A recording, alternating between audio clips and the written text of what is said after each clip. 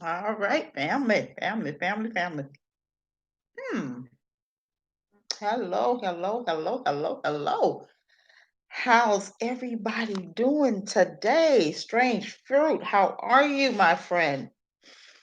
Hang in there with me today. I may need some help here. May get beat up today. I am doing this show because I really need some clarification here. I hope my volume is good. Thank you for joining, everybody. Thank you. Hello, family. Be one first, always. Got some questions for you. And the topic, I know you guys see the topic.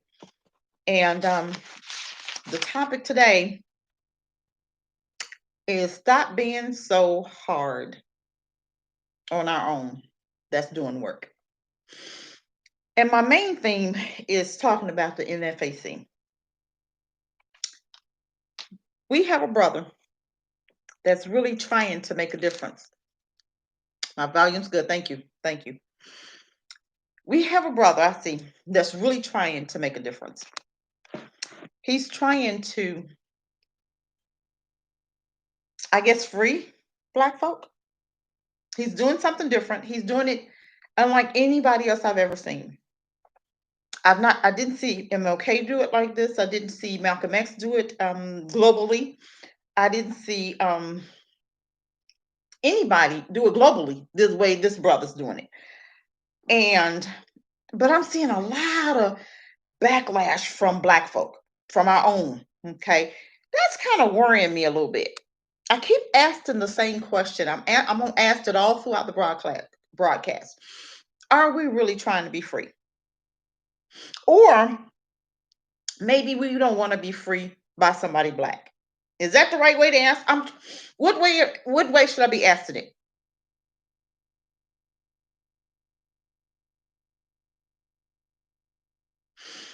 You have I don't think it's the militias that's not real trained. I think it's just like me, for instance. I've never been in the service, okay, and it's just like other individuals who have not been in the service. But he does have like leaders that have been in the service, and I wish you guys would really keep your eyes open.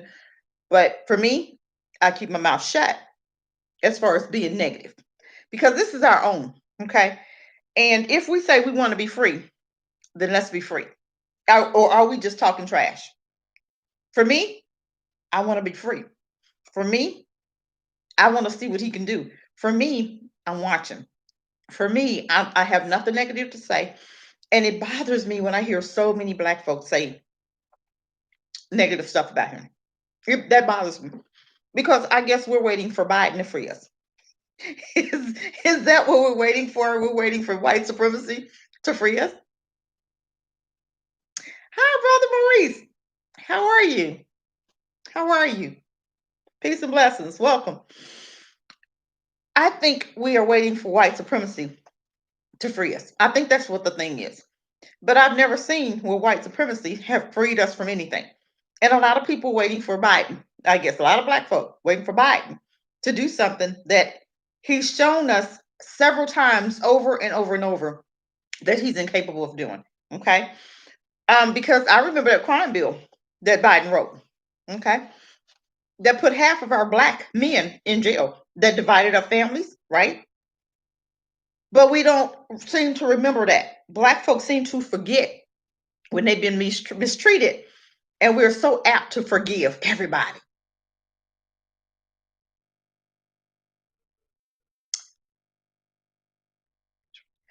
Okay, but let me ask you a question. They've only just begun, right?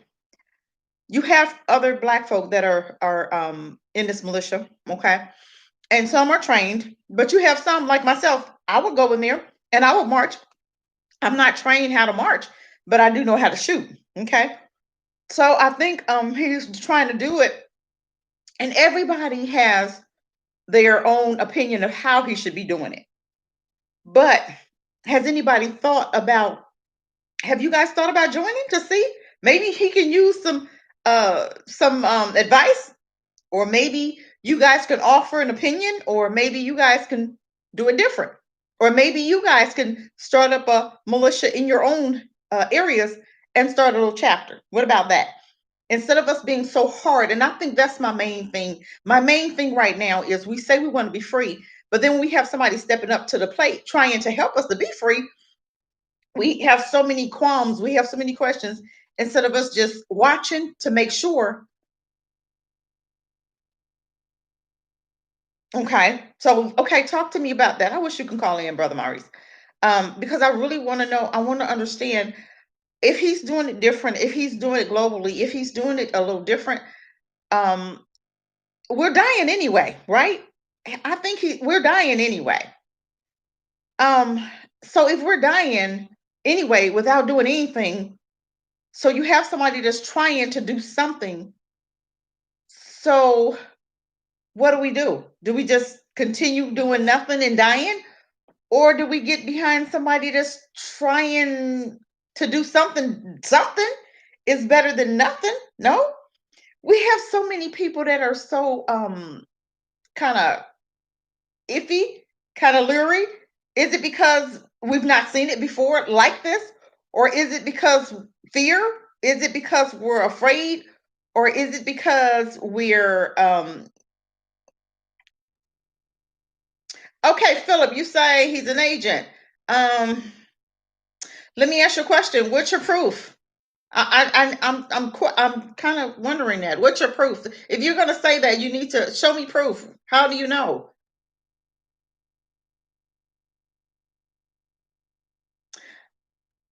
Okay, what about this? Are we comfortable being in captivity? Is that what it is? And when we see people trying to do something different that's black, we question our own because we've never seen that. So tell me, you say okay, Philip, you say he's an agent. How do you know? I mean, do you know something that we don't know? Or have you seen something?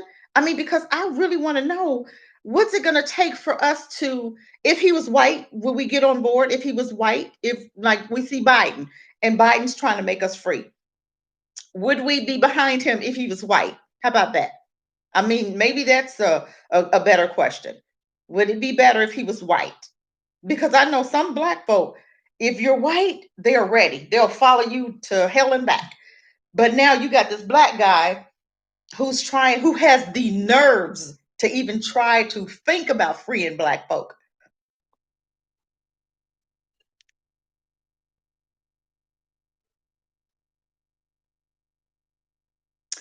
Okay.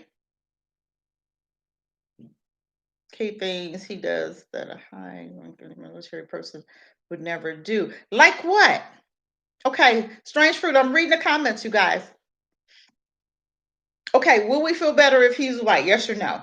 Would that make you feel better if he was white? Because we're so used to white people leading us around that we trust them no matter what. But then we have a black guy. I've never seen a black guy stand up like this before either. Um, so how do we handle it? We sit back and we watch, and because I know we have military. Brother Maurice, you're military, right? How do we how what I hear people say he's an agent. How do we know? Show me, what are you seeing? Help me to identify it. Okay.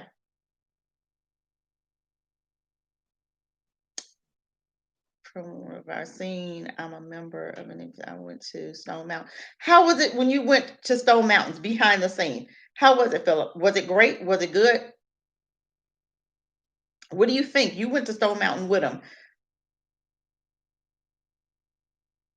Okay. You said he's not an agent. Okay, but I know some people said he is. How do we tell? How do we recognize an agent if it's somebody that's really an agent? How do we recognize that? Brother Maurice, how do we recognize that?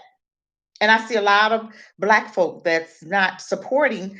Is it because of fear? Is it because of what is it because?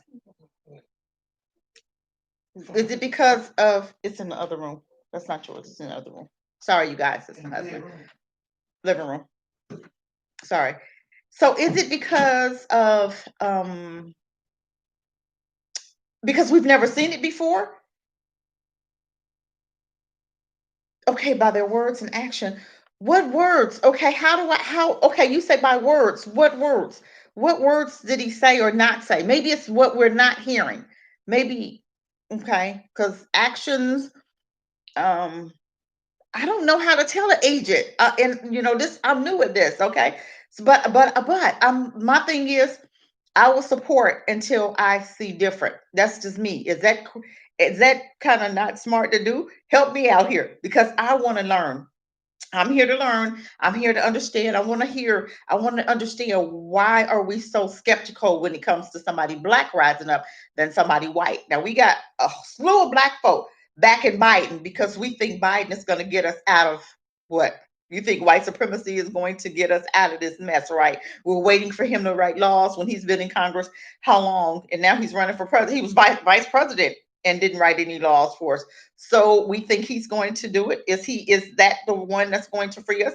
Or is it going to be or does he make us nervous because he's black? I think that's mainly what it is, maybe.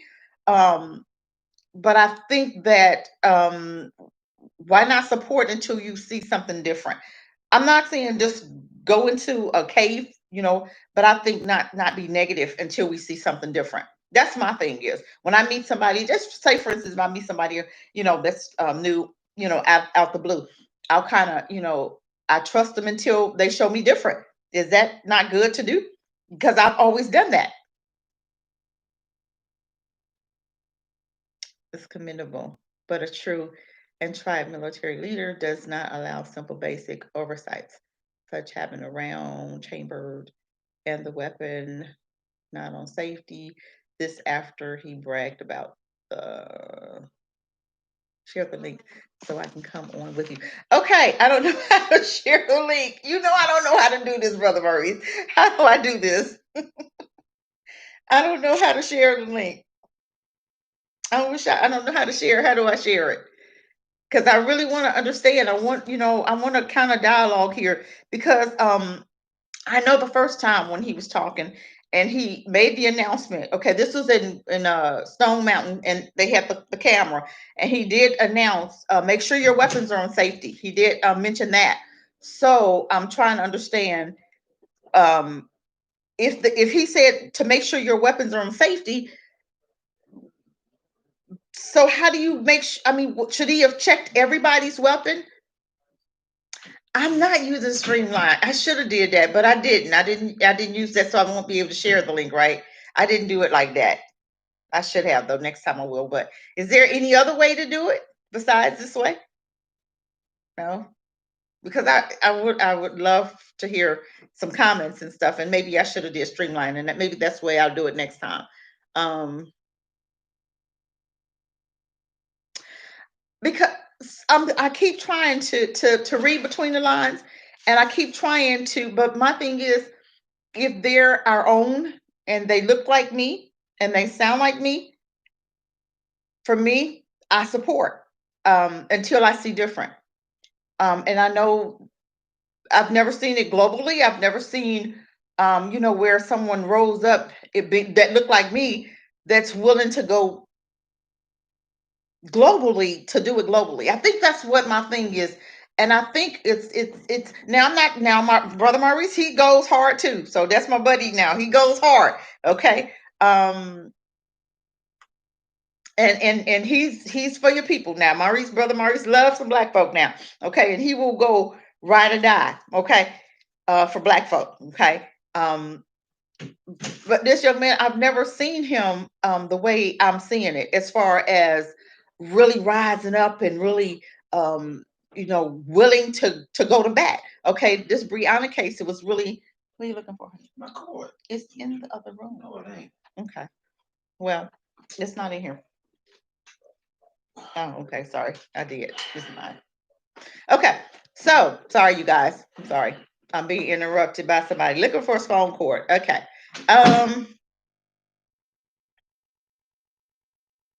It's military chamber. Okay, I'm reading your comments. Okay, then even with that, okay, let's go. Let's go there. He just came out of nowhere. But did you guys go on his IG? Because I looked on his IG and he said that he ran for president, and this was in I guess he was running the same time Trump was running. And he ran independent at first. Well, he ran independent. He was trying to do Democrat, but ended up running independent. And then he talks a little bit about that. Okay, yes, do that. And put my speaker and put it on speakerphone. Okay, let's do that. Then that way, Brother Maurice, go ahead and call me. And then that way I can hear, so we can kind of dialogue a little bit. I hate that I didn't do Streamline. 2016, yes, I've seen his. Okay, did you go way back? Because he also did some more videos before 2006.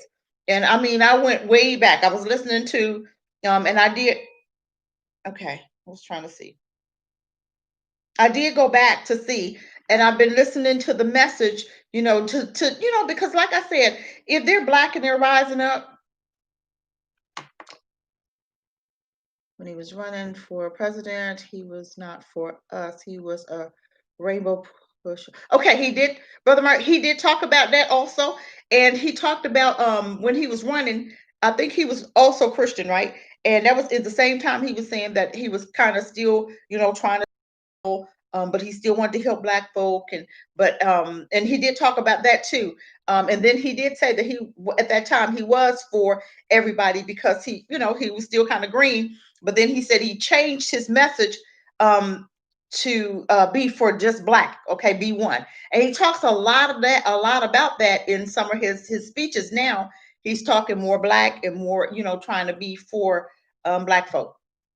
So yeah, but I just want to understand, and I'm trying to understand the problem. And I'm gonna call you. Hold on. I'm gonna call my brother here because I want to see. Okay. Hey, brother Maurice. Peace and blessings, sister. Peace and blessings. Peace and blessings. How are you, bro? How are you? I'm wonderful. Thanks for calling. Help me out here. Help me out here. You guys, I have my brother on the other end, Brother Maurice. Yes, ma'am. And he's with Initiative. Go ahead, introduce yourself, Brother Maurice, and come on, let's talk. Let's talk. Excellent. Yes, ma'am. So for everybody who don't know me, my name is Maurice Muhammad, the National Director for the B1 Initiative. And like you, Sister Cassie, when he first came out, I was very quiet, even though I was suspicious from the jump, simply because of what he was saying. In the public with such detail. Now, people know I talk the same in the public with a little bit of differences in there. One thing that made me to know for sure that there's a problem was when he said in Georgia, to the white supremacists, either come out here and fight us or join us as we fight the government. Right? Okay. Now, that was problem one. Okay. Because we know that they back Trump. And so they're not going to come out and fight with us to fight their own brother. They're not going to do that. This is the first president in the modern time that was openly speaking the language that they like. So they're not going to come and fight with us to fight their government. They're not going to do that. And so that was red flag number one. Because any responsible leader, whether you're new or old, you're going to know that you don't go to your enemy who has, sworn to kill you and say, come on, let's fight on the same side against your own family member. That just doesn't make sense. So that was the first thing. Then the second thing is when he was in Georgia, and he gave accolades to the police, right? That was the second red flag that was like, nah, this dude is just doesn't make sense. Then the third red flag. Now he was on this call with some black people in Louisville, Kentucky, about our sister Taylor and her shooting. Now everything they told him on that call, when he had his speech the other day in Louisville, he told it to them like he just found that information out once he got to the city. And that's not true. if we go back and listen to the call, they tell him already that this is where it is, that the city didn't give the attorney general all of the information. So that wasn't nothing new. He knew that before he left the city. To go there, that they didn't have that kind of information. He already knew that. But he played it like, because he made this threat, now all of a sudden he show up and they give him information that they didn't have. Okay. This wasn't new information. It's on video when he's talking to them. And then another red flag is, while he's talking to them, he says this. He says, look, I'm trying to be the man of peace, because there's 5,000 people that want to come to your city and burn your city down. And I'm the one standing in the middle to telling them, no, you're not going to do that. But y'all got to work with me. So give me something so I can just take back to them. And, like they say in the military, give me something warm and fuzzy.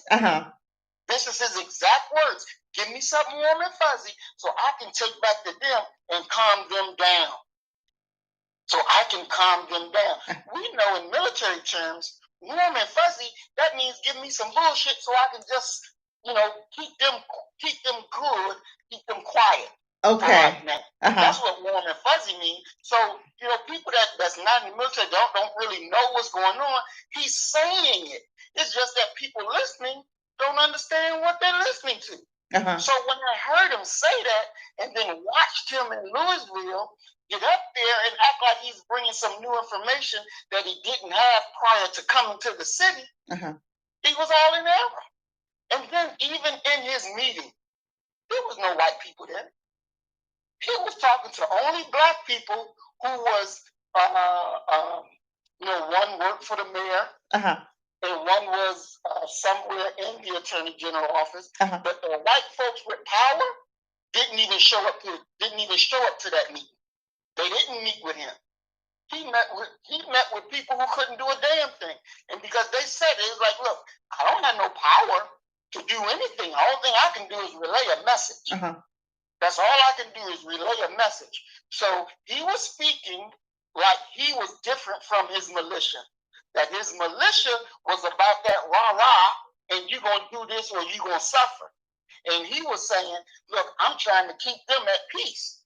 When he should have been saying, look, you're going to do this or we're going to do that. Instead of blaming it on his militia and taking it on him. Okay. He didn't do that. So you can't trust a person like that. You just can't. And like I said, I was quiet. I didn't publish anything. I didn't say anything. I didn't say anything. But when I had enough evidence that I could be secure in what I'm talking about, then I started to speak, because I saw it very clearly.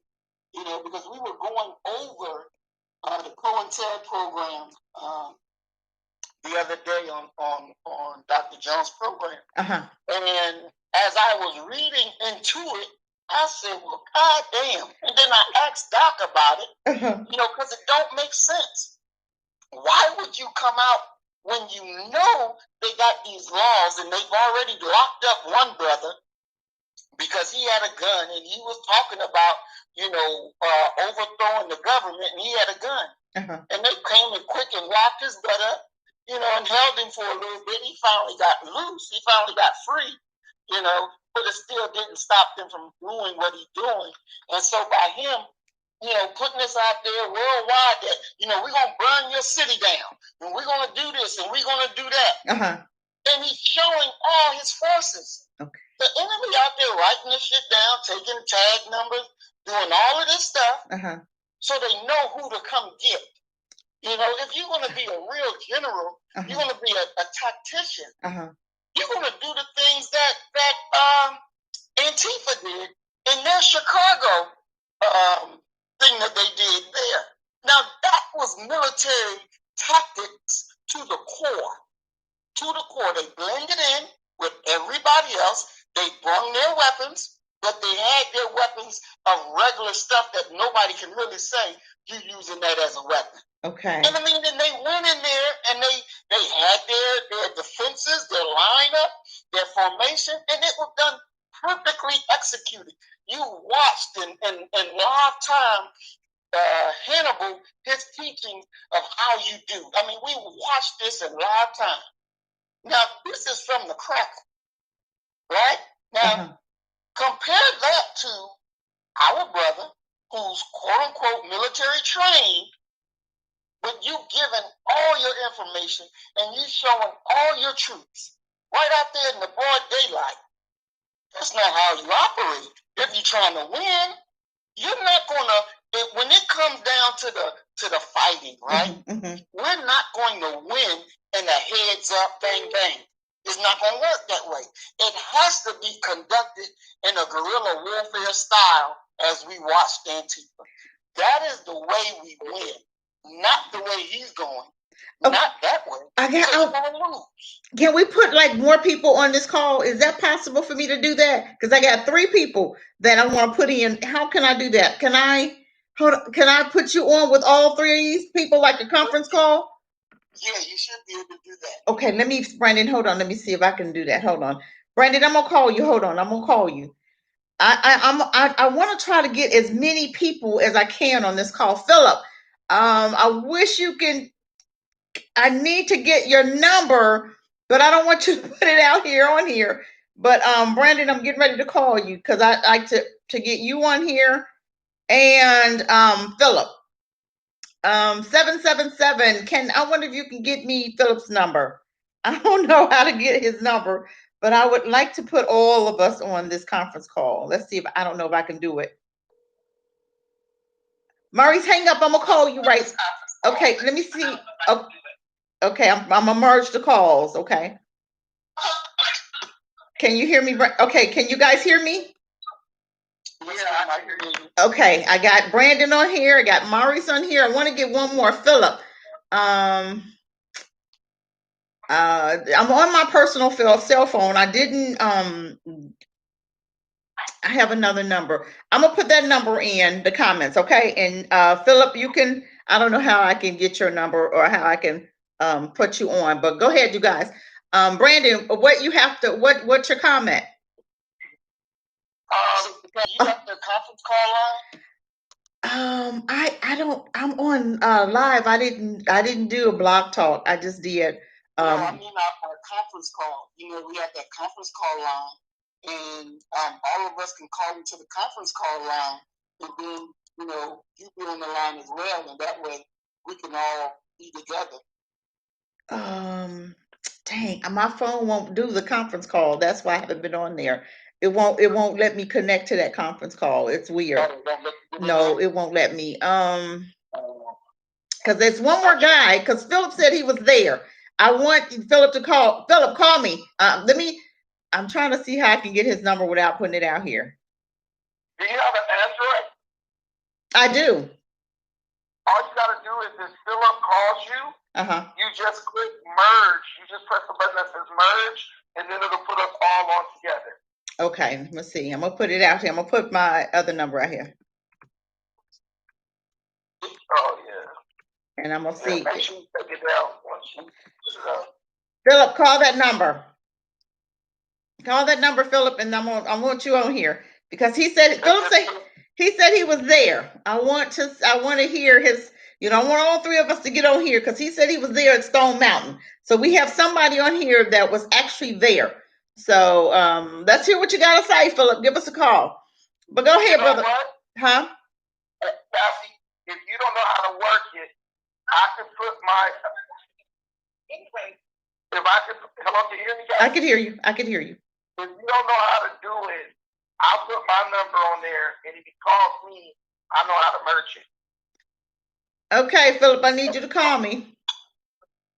So just see if you can figure it out. Okay. I'm anxious to hear what Philip has to say too, but the thing I was going to speak to is what I think my brother is trying to say. The brother who's speaking, he's absolutely right. You know what I'm saying?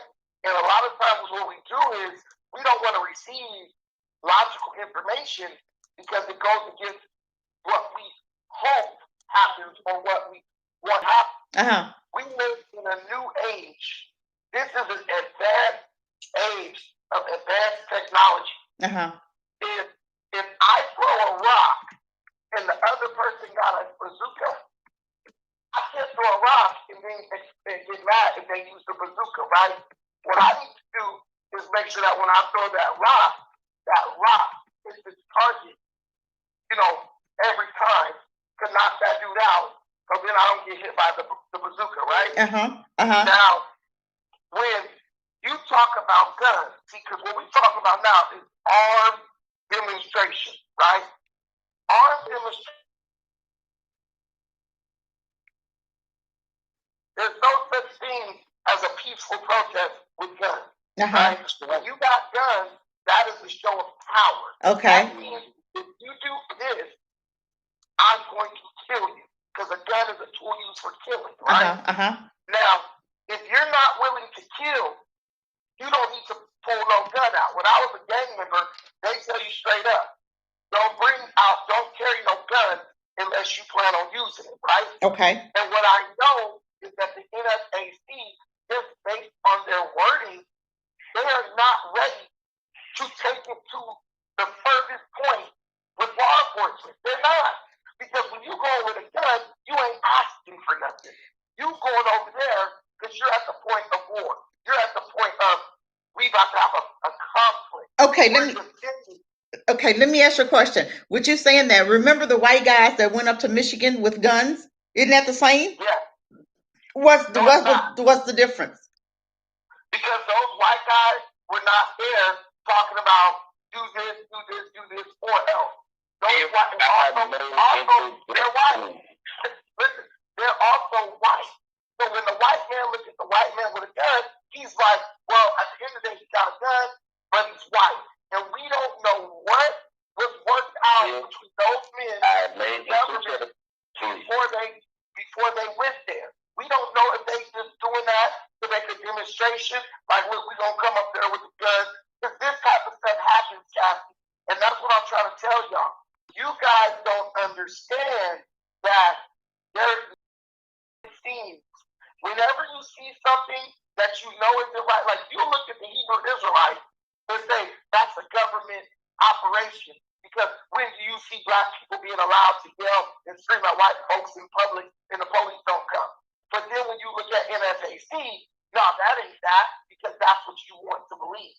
But me, I look at it objectively. Why is the Hebrew Israelites allowed to do this? Why is the NFAC allowed to do this? And nothing's happened. Then I do research and say, okay, so in this town, doing what they do is permitted. So as long as they get a permit, they're okay. It's possible for them to do that, right? And tell that brother to call me, because I don't do his call. Philip, are you on here? Yes. Okay, Philip's on here. Philip's on here. So what I'm saying is, and this is what I want to ask Phil. Phil, just answer this question for me about Stone Mountain. Did you or did you not have to get a permit to go into Stone Mountain and do the armed protest? And was it in a park, an isolated area, or was it like wherever you guys wanted to be? There's only one way into Stone Mountain. Can everybody hear me? Yes, we can hear you. Yes. Okay. There's only one way into Stone Mountain. We did not have a permit. And how we was able to do that, because the park rangers were overwhelmed. Okay, so they were going to roll with it or get rolled over. I don't know if you got the video or not, but at some point we stopped. And the order was, you see them? Yes. And the next thing is said, we going through them. And that was it. And then the police started bagging their vehicles up. And then they cooperated. And we went up. There's only one way in and one way out. No permit. So the park was open when you got there, right, Philip? Yeah. It was people there, but they left. It was all white people. And when we got there, they left. Okay, and that's what I heard. I heard they evacuated like the whole area. But what I'm asking is this. Was this done in cooperation with law enforcement, or was it just like, look, this is what we're doing today, period? Or did you guys give them let them know ahead of time, hey, we coming up there with guns, whatever, and this is what's going to go down. Like, that's what I want to know. I want to know if that's all what happened in Stone Mountain. Thank you. You said what? I said, can you stop talking? Just one second. You asked the question. I already gave you the answer, but I'm going to repeat myself so that you do not get me misconstrued. We did not have a permit, which means we did not have permission. We didn't get permission from anybody at all. Okay, so, I mean, I don't know what the whole situation is with the talking stuff, but my whole thing is this. If you are taking on the task of saying you're defending black people, all that stuff, by what I heard from Master J on his thing, he was like, you guys went to the park, after you did the demonstration in the park, right? You guys went down to the Wendy's or whatever where the person was killed, and then you stayed there, then you were out of town. You walked around, the dudes who were protecting the Wendy's, the black brothers, they showed you around, and you guys left out by sundown, right?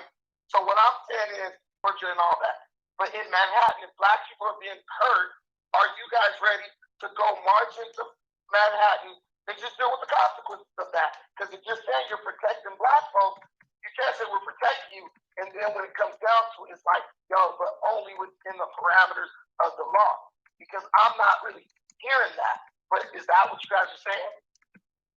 First of all, let me clarify something. In no way am I speaking for Grandmaster J, nor the NFAC. I'm giving you my personal opinion. Hell no, we're not going to no damn Manhattan and they don't have open carry. Are you crazy? Okay, but that's what I'm saying. I'm not even finished yet. It would, you know what? You not. I don't know where your mind is, but you're not seeing a bigger picture. Right now, we going where you can go. Open carry. There may be some other strategies. I heard you say earlier that you don't broadcast your plan on the internet for everybody to see. What makes you think that you know everything? And I can tell you 90% of what you have said so far is absolutely wrong. You just took everything that you saw and heard and just misconstrued it and turned it into something completely different from what actually happened. Okay, I only asked a question. For sure. I know nothing. The question. So when you told me, then I knew. I didn't assert nothing until I asked you. I have a YouTube channel, and I spoke on NFAC, and have never made any assertions or assumptions about them. You spoke about 10 minutes before I got on the phone. So, I asked you a question. Okay, now let me just say this, Cassie, and I don't need to be talking about, do you know what's going on? These dudes are over 45 years old. I'm pretty sure. You know, I'm just guessing. But let me. I'm 55. I am 55. Yeah, I know your age by what you're talking about, right? Mm-hmm. I'm not wrong. But I can tell the age of somebody who tries to make it like, yo, this person doesn't know. Because older black men have done that to younger black men forever, and it's gotten us nowhere. But what I'm saying to this is this. Why give people this false idea of security when you know that you're too scared to fight the white man? You only want to go in where it's permitted. See, that's what I'm saying. People really think y'all gonna protect them. But when you know what I know, hold on, let me finish. I didn't interrupt you. What? Why do you want to make people believe you're gonna protect them when you know that in reality you're just gonna do exactly what the white man allows you to do? You just said, hell no, we ain't going into Manhattan. One, you ain't no real soldier. Two, you ain't no real army. Three, you scared of the white man. Because a real army gonna go wherever their people need to be defended at. If the United States, if Americans is getting killed in the heart of Afghanistan, they ain't gonna be like, hell no, we ain't going to Afghanistan. They gonna go in there, take the losses to deliver their people or to exact revenge on their people getting killed. What you are is a fake militia or a fake army, which is displaying strength, but still trying to play by the white man's rules. And now that you told me I ain't going in there, you've revealed that. So why don't you just say we a bunch of black old men with guns, and we not gonna actually shoot nobody except ourselves by accident? Okay. So don't depend on don't to really protect you. This is some 1960s romanticization of things that they know black people are emotional about. That's why they got on the black. They try to look like the Black Panthers. One thing black people old black people are sensitive about. And then they're talking Hebrew Israelite rhetoric. Another thing black people are sensitive about. All they're doing, Cassie, is pressing y'all buttons. They ain't gonna protect you. Okay. On your own. Let me ask. Okay, let me ask Brother Maurice. Brother Maurice, what do you think about what he just said about the Army thing? Do you go in, or how does the Army, because you were in the service, how does it really work? Well, if you're as a former member in the Army, if American troops are going somewhere, they're gonna go regardless. Ain't no only this or only that. It ain't working like that. They're gonna go and do what needs to be done. Now, here inside America, the brother that was just speaking about, if you got an army, you're gonna go where the people is. Period. Regardless. That's true. If you about that, then you're gonna do that. You're not. If you're only doing what the law allows you to do, you ain't really doing anything. If you're only doing what the law allows you to do, we know that this country is not just when it comes to us. So that all of our work will not be done, the way that they prescribe for us to do it. It just can't be done that way. We have to take the initiative and do what needs to be done. Now, I don't know if Jay and his group understand that, but they should, because if you're going to come out, it's like me. I'm giving an example. Now, y'all know the initiative we talking about, taking over cities in Mississippi, right? This is what we're doing. We are building our military, our militia. We're doing these things, right? Because we're making that foundation in Mississippi so that we can be protected. If they come like they did in Black Wall Street to burn us down, or like they did in North Carolina, we're gonna meet that aggression and kill them straight up. We ain't locking nobody up, taking them. We will kill them. That is our thing, right? So we are building defenses for that. So we're telling our people, hey, look, come to Mississippi where we are, and you will be protected. You will have a law that works for you. You come this way, right? Because we got to build our own. So this is the way that we're doing it. We're not saying we're going to come to New York City and do this. No, we ain't going to do that. We're going to take over this land, and we're going to rule it the way it should be ruled, and we will protect it. We will be doing the things that our ancestors did, but they just didn't protect what they built.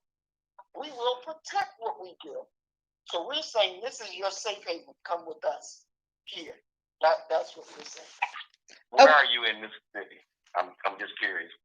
We're going to be the Coldwater, Mississippi. Where about? Coldwater, Mississippi. I'm currently in Vicksburg. Let's meet. Okay. Good. Yeah, we've been through there. Definitely. Yeah. Well, you already know what's happening in Vicksburg. So anyway, but I want to go back a little bit. Go ahead. It's a difference between a militia and an army. And there are rules of engagement. Now, when we get to the point where all rules are off, we going where we gonna go, that won't happen. You're not gonna do that with no 2,000 people. I don't care how many guns you got and how many bullets you got. So right now it was 2,000 people in Kentucky yesterday. I didn't go, but what you gonna do with 2,000 people? They working within the parameters of what they have to work with. So, let's not take it out of context. Yeah. Now, if you get a troop of 100,000 or 200,000, that's different. We going where we want to go. And that's just me talking. From looking and observing from the inside out. Can I say something? Go ahead. Cassie, I'm just going to speak to you and the audience. We got old black men, right, trying to think old black thinking, right? Talking about fighting. Now, the brother with the defensive strategy, he's actually smart, right? Because it's easier to defend a stronghold than go out and do offense because you spread your army thin. I know a lot about war. I studied it a lot. Now, what you do with the defensive position is you defend yourself until your enemy exhausts his resources to where it is no longer strategically advantageous to continue to wage an offensive against that position, right? So that is smart thinking, is smarter thinking, right? Now, the reality is this. They come in, they're going to smash. It's nothing you can buy in America that's going to be able to withstand the force of the United States government and their military capability, right? Then you got a bunch of dudes who are over 40, 45. You know, they're not physically what they once were, and they're not going to be willing to take it to a point where a bunch of people, young dudes, would take it just out of sheer testosterone, right? Now, if you're willing to die for it, you can do that, right? Because some things are worth dying for. I get that. I'm of that same mindset. But the reality is this, Cassie. They can't defend you. They can't even defend themselves in America because America's system is much more intricate and well-developed than their system. The only way any of this has a chance of working is if they take it to the continent and develop it there, right? Because now the dynamics of the situation change. Is the United States Army willing to waste resources, manpower, all that, to go over and fly and take out a couple of black separatists who are like, yo, we want our own place?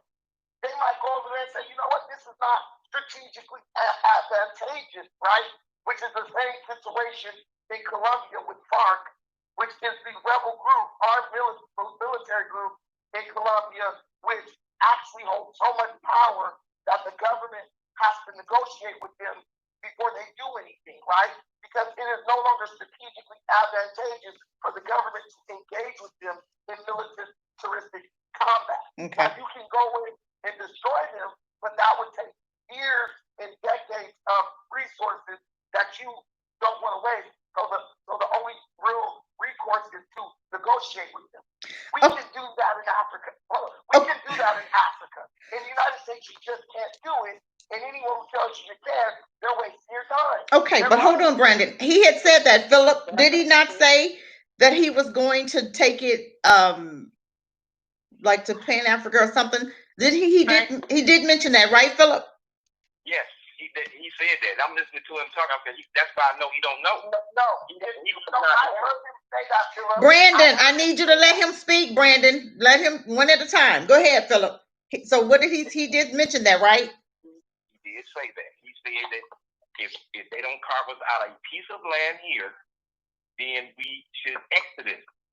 And when we get strong enough, we can come back and ask for that 17 trillion.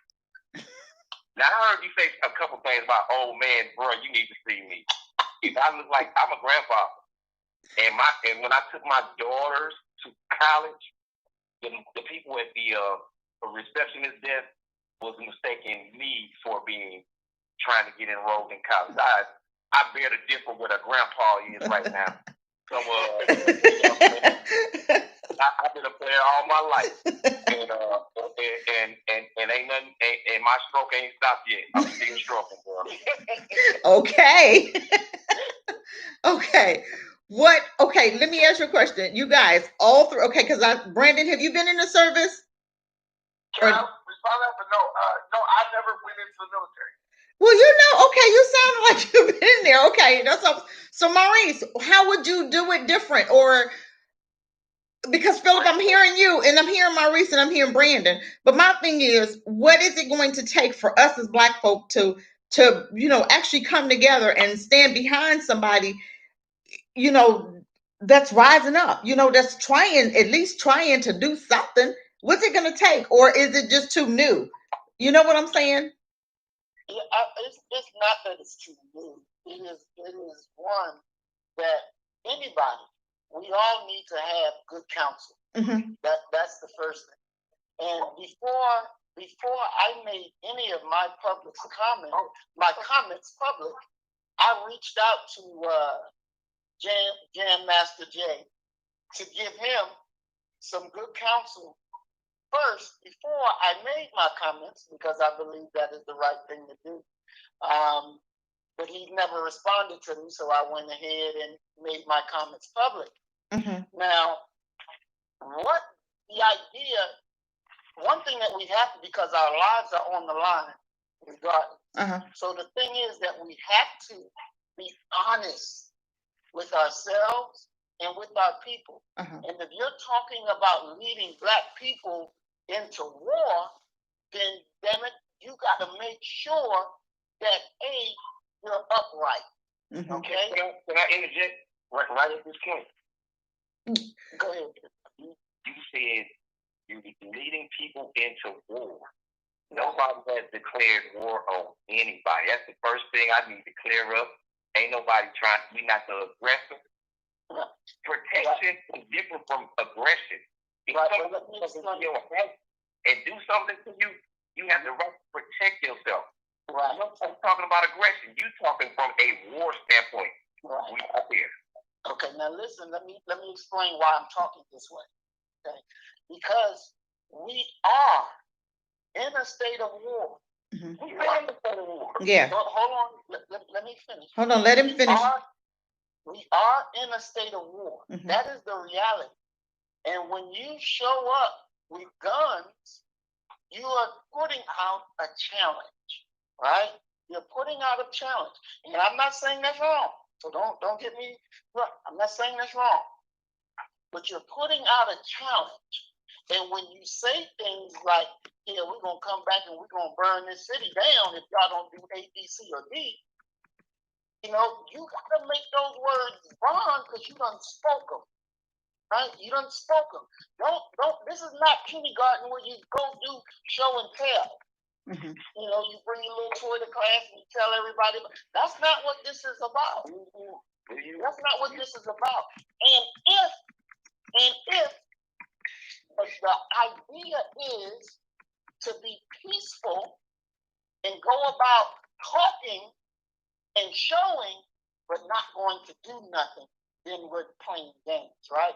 It's like our brother, when he was shooting, he shot one shot, one bullet came out of his gun, and he didn't shoot no more. See, Black people have a problem shooting white people, and especially shooting white people in a blue uniform. Right? Let's just keep it 100. But when you show up with guns like that, and your general is talking this yah, which he is talking it. Now, Black people expecting you to be about that talk that they heard you say. Now, the cracker that's watching as well is expecting you to be about that talk that he heard you say as well. So if you're not going to be real about that, don't talk that way. Don't talk that way. That's all we say. Don't, because you're leading people. Real respond. You sound petrified over here. Let me help you. No, petrified. You ran about 4 or 5 weeks ago. The whole country just burned. Wake up. You slow. You so far behind this curve that you may not catch up. I know everybody ain't gonna make it. Dude, the country just went up. What makes you think Kentucky won't go up? The country just went up when? Right, exactly. That's my whole point. Thank you. No. I want you to explain that. Explain what you meant. The country just went up when? Apparently you missed a few riots. And what changed? So if it can happen once, it can happen again. Okay, my question I asked you is what changed? We don't know yet. You know what? Things that change today don't necessarily show up for a while. Let's look at it. And I'm sure you've heard him say, we have done more in 60 days than what's been done since 1964. But he lied. Tell me what's a lie. Tell me what he done. What has he done then? Show us, because that's a lie. Show us what has he done. Show me. I want to know what state this running around. You may not catch up, but no, show us. Tell us what he did. Tell us. I'm just gonna leave that sitting in your lap, and you need to actually go back and do some research on. Why we got to do research? You're right. You made a comment. You made a comment, and we would like for you to answer the question. What has he done? Not what has he said. What has he done? Know what this is. Let's start at Stone Mountain. Before he was Stone Mountain, the DA and the cops was passing around that information about the guy who killed Ahmaud Arbery. They wasn't gonna prosecute. They wasn't gonna do nothing. By the time he got up here, they had him in custody. You know what? That would have never happened had he not won. And I believe that. You said that guy right there before that. No, those two guys were arrested long before the NFAC even made a plan to go to Stone Mountain. It was 3 days before. Let's get that correct. No, hell no. I've watched the news like everybody else. Those dudes were charged like a month before that. Ain't nothing like receipt. What a receipt. Okay, so can I just say this? Look, the reality of it is this. I'm listening. Yes, I'm listening. Go ahead. I'm listening. Okay. You said we are dying now doing nothing. If we die changing our situation. What you're saying is true. But the changing of the situation is what is dubious, right? If you are dying now, right? Imagine the acceleration of your eradication if somebody goes out and says, if you try to come for me, I'm going to get a gun and kill you. Now you not only have the government and law enforcement strategically taking you out, you have regular fearful white people getting guns saying, yo, these Negroes are arming themselves, and there's nothing wrong with arming yourself. But when you're broadcasting that to everybody, making it seem like you're about that life when you're not, now you're giving them what makes you think that we won't do somebody else? You just said, see, and I like your energy, and I like what you're saying, but the reality is this. You sound like my dad or somebody talking. Because the reality is my dad can talk all the stuff he wants about how his shape is. I get his ass out there on that front line, he's going to learn real fast that there's a difference between a 35-year-old version of you and a 55-year-old version of you. You see what I'm saying? Yeah. Like, I know there's a difference between a 25-year-old version of me and a 35-year-old version of me. This is the reality. We can talk stuff all day, but when the bodies start dropping, what is your capability? You guys don't have any real capability other than marching, holding guns, talking over horns, right? We have a strategic plan. Listen, we have a strategic plan to protect Black people all over the United States. You don't even have a strategic plan to protect Black people from your state. So what I'm saying is, you guys did what old Black men always do. You start talking too much before you even knew before you got anything to back that up. Not saying that you can't put together something to back it up, but you guys did way more talking and dragged yourself out into the middle of the field before y'all actually have the capability to win even one engagement, okay? And that's why we got on line these white dudes who are military trained, you know what I'm saying? And even some of the white people, because I got some white people who are married to some of my family members who are like Navy SEALs, ex-Army Rangers, and stuff like that. Okay. No, I'm just saying they're married to family members of mine. But I talk to these dudes. Oh, wow, yeah, I don't know. I don't really care about white people, but I'm smart enough to go to a source of information that's credible, right? So I talked to them and I said, what do you really think about this? Because I'm looking at it objectively. I don't know about it. I didn't know about it. So I'm like, maybe these brothers is the real deal. I asked Nick F. He's an ex-Army Ranger, right? I said, do you think this is something that really could protect Black people? The guy honestly was like, look, Brandon, I'm going to be real with you because I know your position and I know you love Black people and stuff. I will say I don't like white people to his face. He's literally on my channel on an interview talking about China, and I kept the same energy with him. He said, Brandon, it would take about 12 to 15 Army Rangers to take out that whole group. 12 to 15. Now, I'm not knocking the group. What I'm saying is realistic military assessment. Now, how do we get to the point where this group is not a group that can be taken out by 15 white people? We already they can't be taken out by the whites. But didn't he like globally, Philip? Didn't he partner up with people globally, from what we're understanding? Right, exactly. You know what? We global, and let's just say, for instance, they took out the whole group that was in Kentucky yesterday. Do you know that I wasn't in Kentucky yesterday? Guess what? I can start a war right here where I'm at in Mississippi. But can you win? Wait the war. You know what? You win your battle, you lose your battle. But you don't cower up. I hear you cowering over there. And look, bro, get you some knee stability. You don't need to be shaking over there. Don't get scared. It's probably not gonna go down the way you think. We're not gonna go nowhere trying to make it seem like it's a fear thing or like a hysterical thing, to actually look at things from an objective point. Even in the Army, the generals get around the table and they look at their strategic capability. Do you know how that we have? If you're just looking at Grandmaster J or Grandmaster J. I'm not looking at Grandmaster J. Let me give you a little of my background. I was a general in the Gangster Disciples. I'm from Milwaukee and Chicago. If I make a call, I can make something happen there.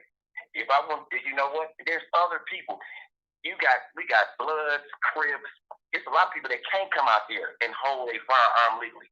What about the people that cannot go out there? You think they're gonna sit around and just let us get slaughtered?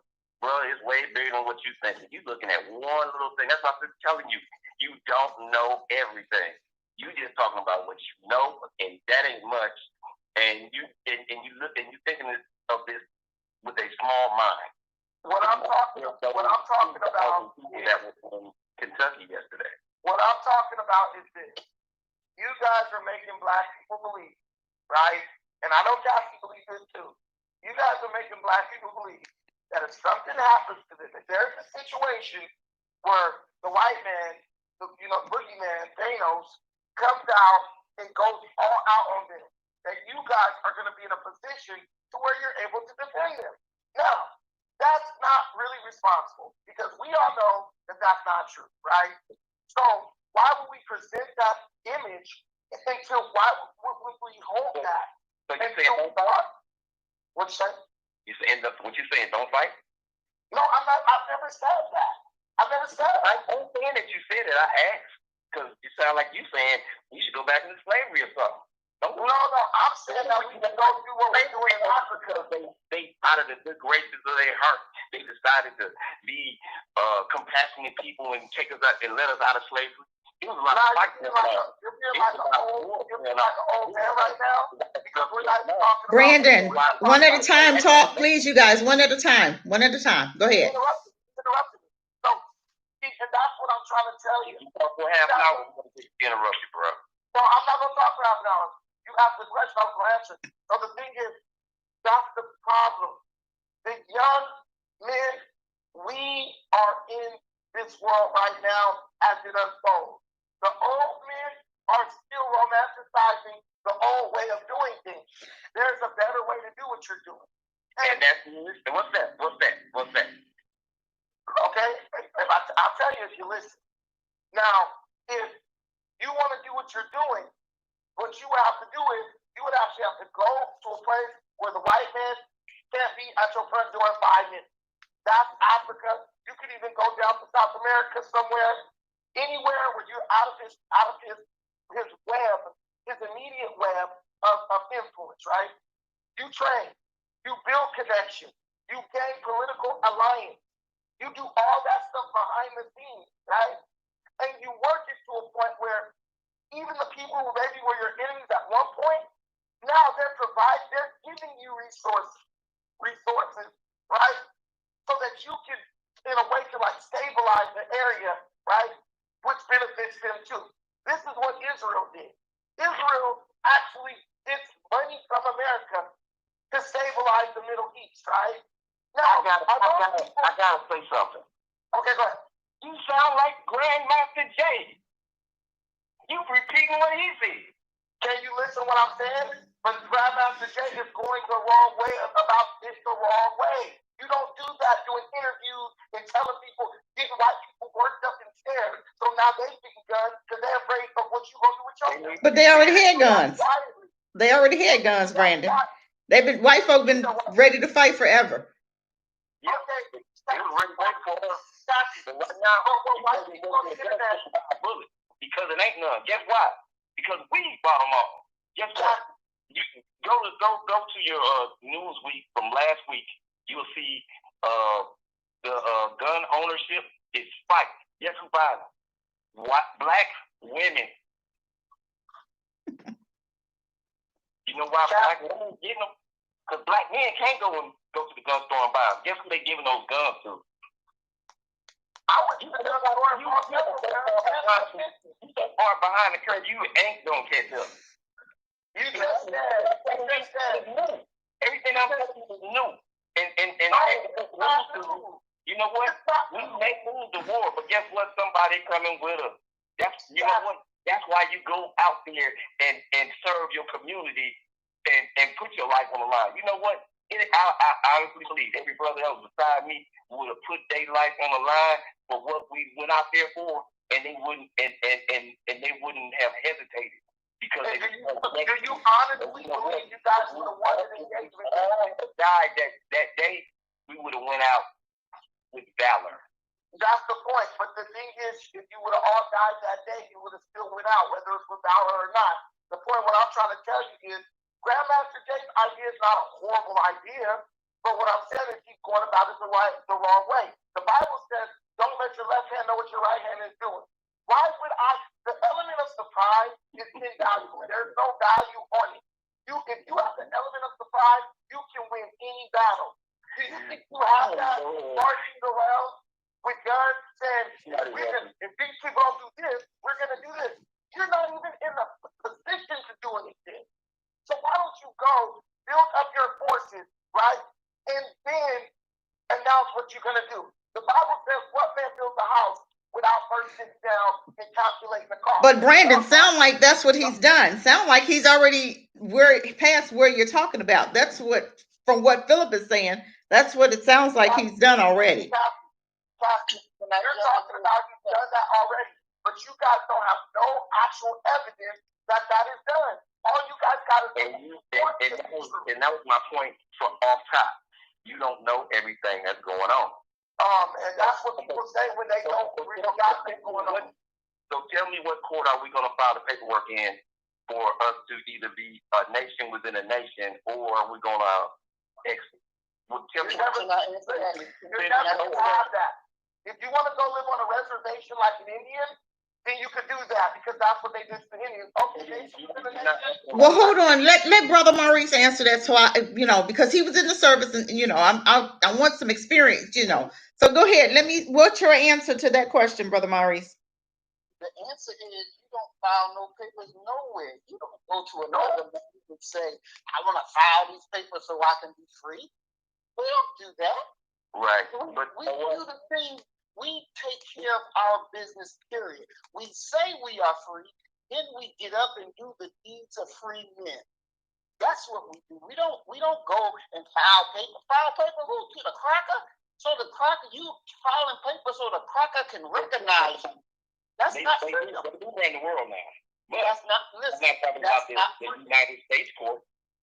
That's freedom. Now, name me one free country. The Palestinians have done that, right?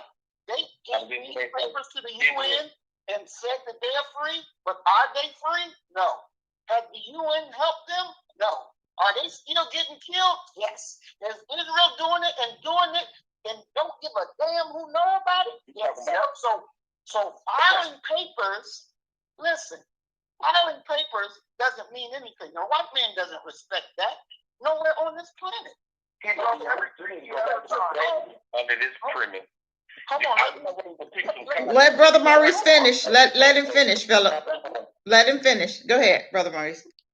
See, this is one thing that we gotta understand, right?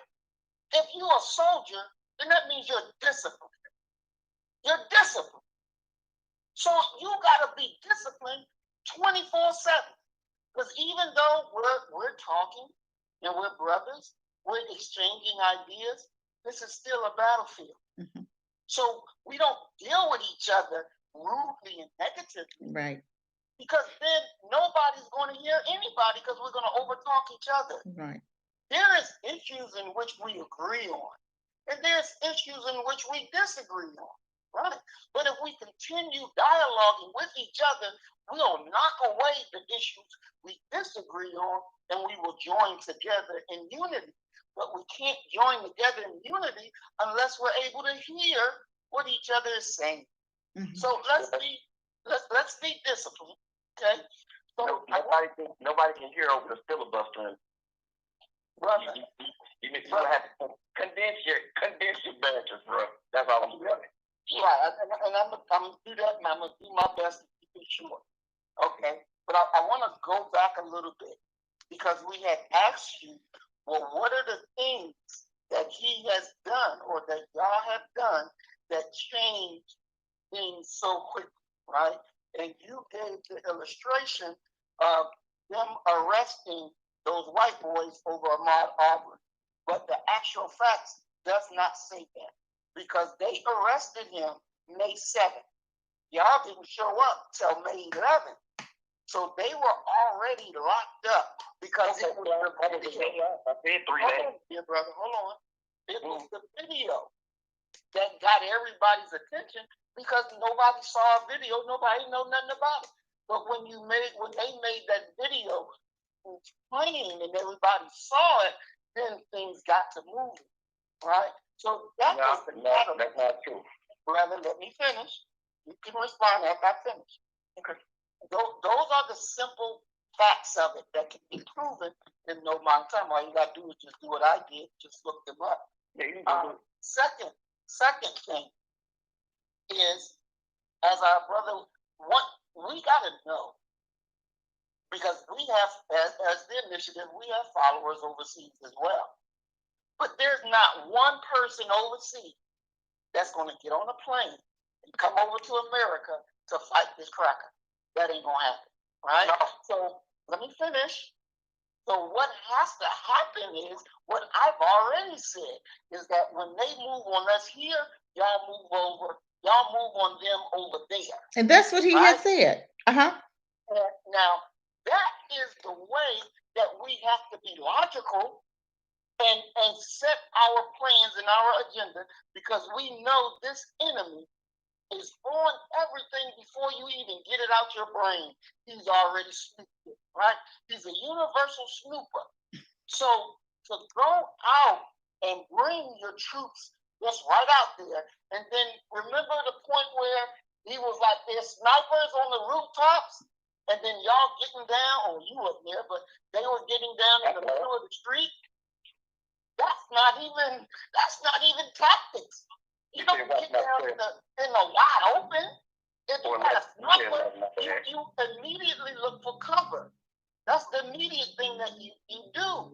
And there's a lot of things that were shown that says, A, that you're not as trained as y'all claim, and B, that you're not disciplined as you claim, because when the argument broke out on camera between NFAC and some other black people, and he came over there to get in the middle of it, he had to cuss out the NFAC members to get them to be quiet.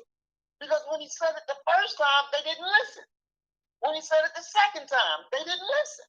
He said it the third time, they didn't listen. So we're showing the enemy that you got a discipline problem, right? So again, we are doing things, and A, we're not trained. We're not really ready for that type of thing. And you're from myself or our other brother. It's not fear, but we're giving you good counsel. And don't take good counsel and say, oh, y'all just afraid to fight.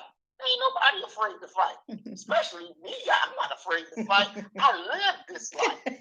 I live this life. I ain't just talking. I live this. So it's not a thing about somebody's being afraid. What we're trying to give you, brother, is good counsel.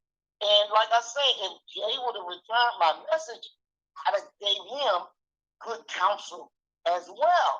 Because I got people who give me counsel. Because we need it. Right. But you ain't never did what you did before. It's your first time. So are you going to make mistakes? Of course you are. Right. Are you going to make errors? Of course you are. But you got to be open to receive counsel so you don't make the same mistakes over again. Because we don't want you to go out there and die for valor. To hell with valor. If you're going to die, damn it, die and bring us the victory. That's what you die for, the victory, not for valor. No dead soldier has ever won any war. No dead soldier has ever won any war. And so there's ways to do things in a better manner to keep you fighting. Because we don't want you to die for valor. That's cracker shit. That's wrong, valor. This, that. Remember and this is my last thing, I'll be quiet. Remember Black Hawk Down. Black Hawk Down. Listen, remember Black Hawk Down, right? How they went to Somalia and was talking all this shit, and you had the best of what America had. You had Delta Force, you had the Rangers, you had the best there. Okay? Now I was stationed at Fort Campbell, so trust me, I know what I'm talking about. They had the best there. But they got their ass whooped by people they considered skinnies, that they considered dumb, unintelligent. Why did they get their ass whooped? Because they didn't do things the way they normally did. They did it in the broad daylight when they normally operate always at night, under the cover of darkness. But they said, fuck it, we're going to go in the daytime. They didn't did that shit before in the daytime. And got their ass whooped. Got their ass whooped in front of the world. Wow. Because they did not stick to what they know is good training. They got arrogant. And I want to show you this and show you that. Yeah, you got showed all right. Your Black Hawk helicopter didn't save your ass. Your guns didn't save your ass. You got your ass handed to you. And we can prevent getting our asses handed to us if we operate smartly. We use strategy. We're smart enough to use proper strategy. And I'm sorry, show and tell is just not it. Yeah. It's just not it. Now, I'll be quiet so you can read. I want to say something. Cassie, the thing is that there's people who are meant to be diplomats, there's people who are meant to lead, and those people, and then there's people who are not.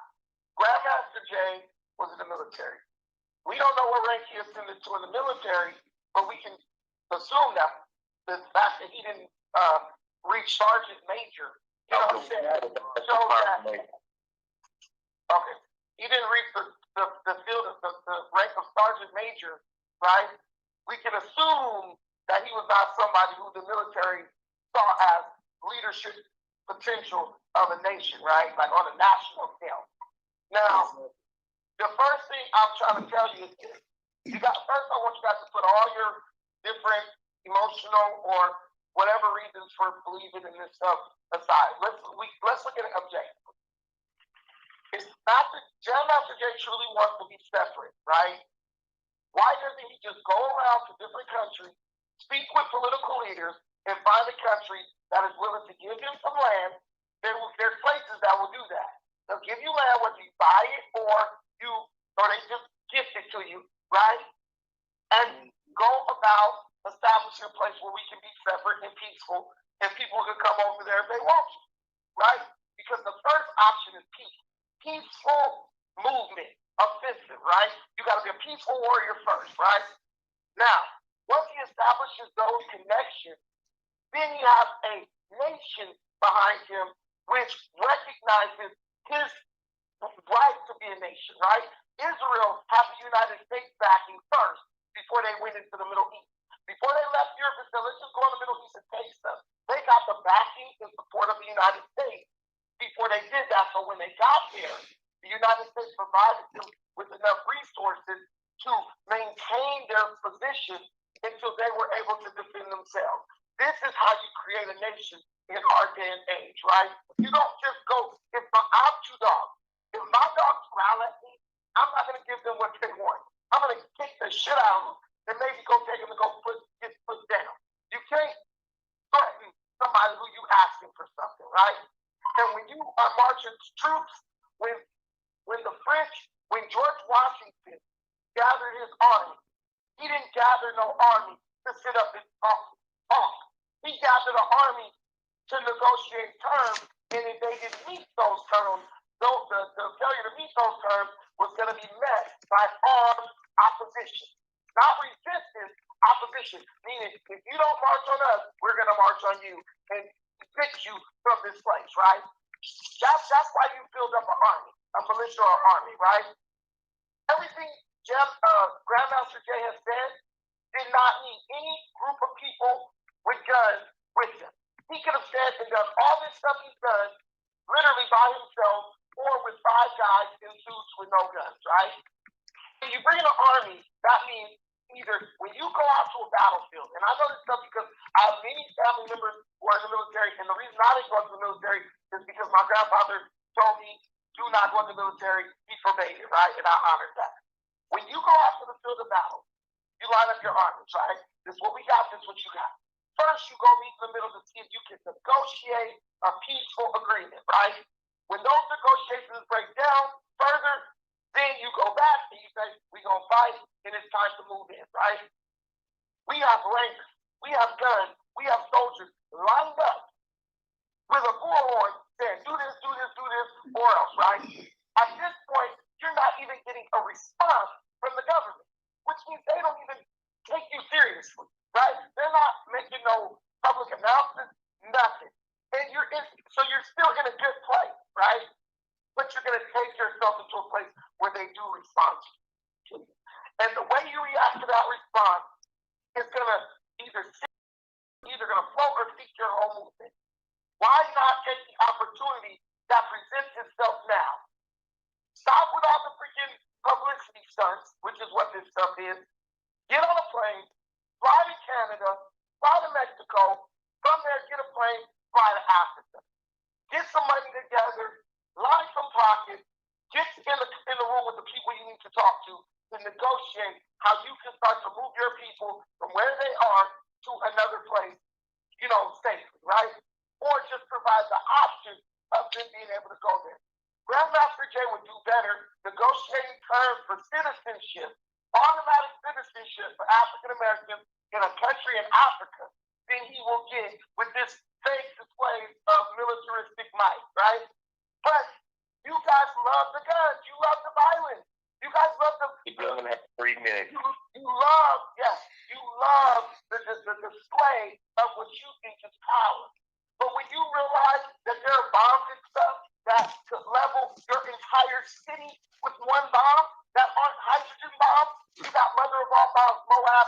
You got nuclear submarines that can eradicate a place in 10 minutes. Everybody argues they're trying to win a war against the United States. They can't because their whole country, as we speak, is surrounded by nuclear submarines that will level Beijing in 3 minutes. But you don't know that. Because what you don't know is what you don't know. 1 minute and 50 seconds. Brandon, let somebody else get a chance to talk now. But are you listening? Are you listening to what I'm telling you? I think we got the point. I remember when Bush dropped the mother of all bombs. I know about the nuclear subs. I have never been in the military. Hey, check this out. That's public knowledge, first of all. Now, back to all of the things that you just said. Grandmaster Jay has already done those things. That's why I've been telling you throughout this whole conversation. You are so far behind the curve that you don't know anything. Bro, he puts everything on the internet except for that stuff. Yeah, now? No, he did not put that on the internet. That's public knowledge. Maurice, do you believe this too when he says, now honestly, do you believe this guy when he says Grandmaster Jay has done all that stuff? Be honest, brother. No, I don't. He didn't do Okay. it, bro. I tell you what, it's going to take a little more than just us being on the phone. I need a forum where I can present it, because I have seen him say it out of his mouth. And I don't have to call him or You've anybody. seen him say it, bro, but you have seen no proof of doing it. A video that is currently on the internet. I just need to go find it. Bro, Grandmaster Jay can tell you that he went and talked to God on the mountain. That don't even happen. You haven't seen it because you're not even privy to that information. But wait a minute, there is a video. Hold on, you guys. There's a video where I saw him with the African guy, and I can't remember the date, but it was a video that he showed with another African guy that I guess he partnered up with. It is out there. And I did hear something. If you, what you got to do is repeat what you said back to yourself. And then you tell me why that's a solid argument to defend what y'all have asserted. I'll tell you what, because I'm sure this video will be posted. I'm going to find this video, and I'm going to post it in the comments. Fair enough? Fair enough, man. But I'm trying to tell y'all, stop basing what y'all think off of what you see on a video. You got to know this stuff for a fact before you do what you saying. He should have been holding hands with him, but I should have got a plane ticket when he got one. What I'm saying is that Grandmaster Jay has done what most old black men do. He opened his damn mouth too soon before he actually built up any alliances with anybody. And now his followers are like, there's this video online. That's like he quotes stuff from a movie thinking I can only tell you what I've been told. But I can tell you what you're saying is just work. But you done already marched yourself out there onto the field of battle based on I can only go off of what I've been told. That's what I'm telling you. Go by what they've been told. You tell me what soldier goes by what they have not been told, and I'll gladly volunteer you to that army. What a soldier goes by is what he's seen. When you go join the United States military, that was the case in the Iraq War. Number one would have never happened. Not Maurice, but other brothers. Listen, when a person joins the army of the United States, bro, they already know that the United States Army has the ability to put the ass on every continent in the world. They have all this military capability. You said yourself, that's common knowledge, right? So when they join, they're like, yo, if I join, I know we at least got a chance to win. We got the chance to dominate, right? Now, if you told them, look, bro, our army is not very developed. It's kind of like a ragtag bunch of dudes, and we don't have much capability. Do you realize that the membership of the United States Army would drop by millions, by thousands? Because they're like, I'm not joining those stuff where I don't even know if we can win. But you know what? It had to start somewhere. So we haven't had a black militia since 1806. It's a good start. I'm willing to hang in there a little while longer and see if it's going to develop into anything. And that's fine, though, but just stop. You and Grandmaster Jay need to stop two things. Stop making black people think you have the capability of protecting them from white people, because you don't. And stop making people think that you have more going on than you do. Go do it, right? Like, I run the OAP, right? Can I ask you a question about your, this is about you as a person. Yeah. Do you have the ability to protect your house and your home and the people that are in it? I have the ability to die trying to do that. I didn't say die. I just said protect. No one in America has the ability to protect anything from the white man. He has too much forces, too much reach, too much capability, too much strength. And I think you kind of made my point. We working with those same statistics, whatever they are. If you got a 20% chance to make it or 80% chance, guess what? We're willing to take that chance. But guess what? That's what I don't have to guess. No, okay. You know what? I know what my capabilities are. I know what my strategic plan is. If I end up in a situation where I am alone, and I'm willing to take the calculated risk. Okay, I have have the ability to take my family to Africa to go live in the apartments that we own. I have the ability, once my group, our Africa plan purchases this land in Africa, I can say, look, 50 people, we can leave here and go there, and we're good. We can stay there, no issue. We can always go to Ghana right now. They're not going to give us citizenship, but we can go in a boat. Yeah, but we're not here. You could, but guess what? You guys aren't marketing that to the people. What you guys are marketing is we're going to defend you if the United States gets you. Market what you can do. Don't market what you can't do. That's all I'm saying. What makes you think that can't happen? I mean, and I heard everything you said. You know that y'all will get smashed by the United States government. We might get smashed, but check this out. The United States don't want to be splintered. I think they. So why don't you guys just talk about people going together? You have to look at this from, since you're looking at it from a black perspective, let's reverse this and look at this from a white perspective. White folks don't want this country torn apart. They comfortable in their bullshit right now, and you know it. They don't know what we go through every day. They haven't experienced that, so they don't understand it, and they think everything is just fine because everything in their life is fine. It's not. Cassie, go build your bed and breakfast. I'm listening to you. Brother Maurice, you are for quiet. What's your thoughts on what was just said? Well, I hear everything that's being said.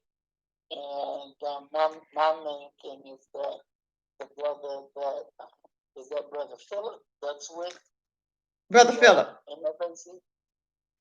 Yes, Brother Philip.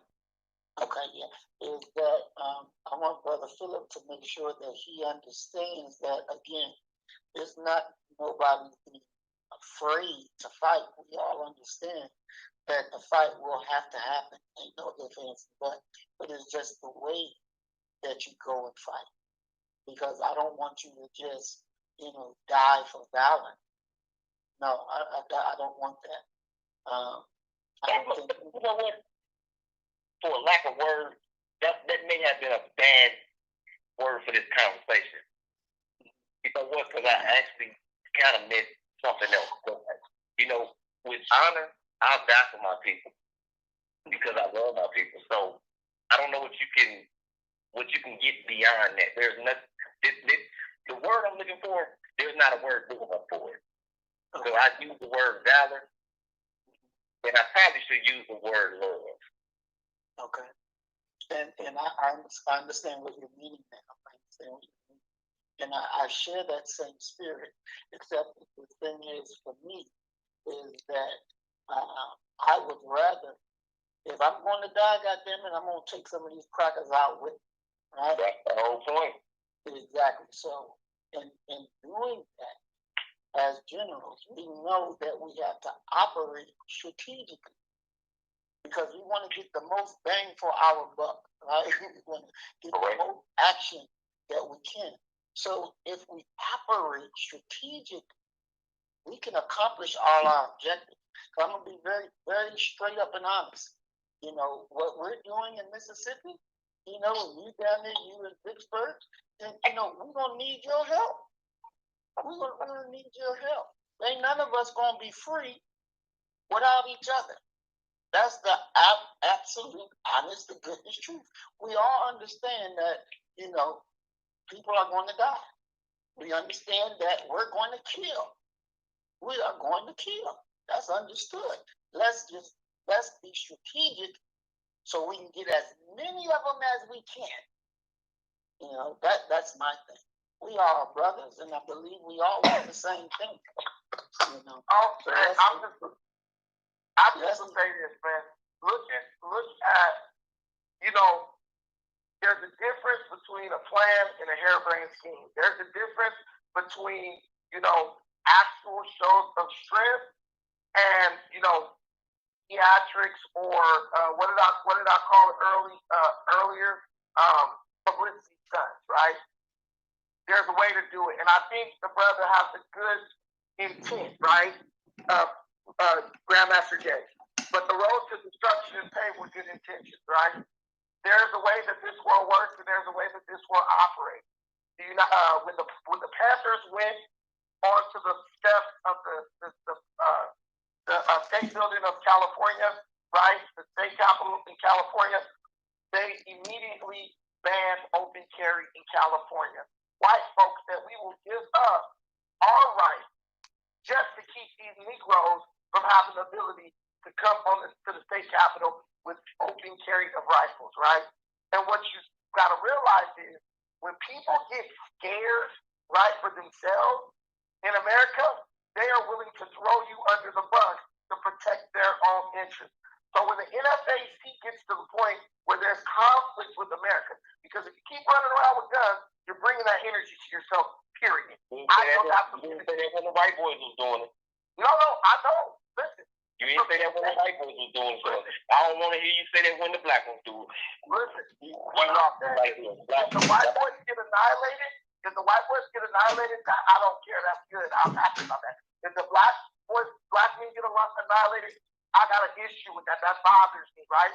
But what I'm telling you is, from being a gang member, I know. You start carrying guns, you start dealing with guns, talking about guns, you are now bringing that energy to you. Because if you got a gun, one, you're going to be inclined to use it. Two, other people are going to be inclined to bring their gun, and there's always a problem. That's why when there's a party with gang members there, there's usually a shooting, right? Because if nobody had guns, that can happen. Well, I don't know if you've seen my name, but my name is Philip Goodman. It says DJ Dr. Philip. I've been DJing since 1982.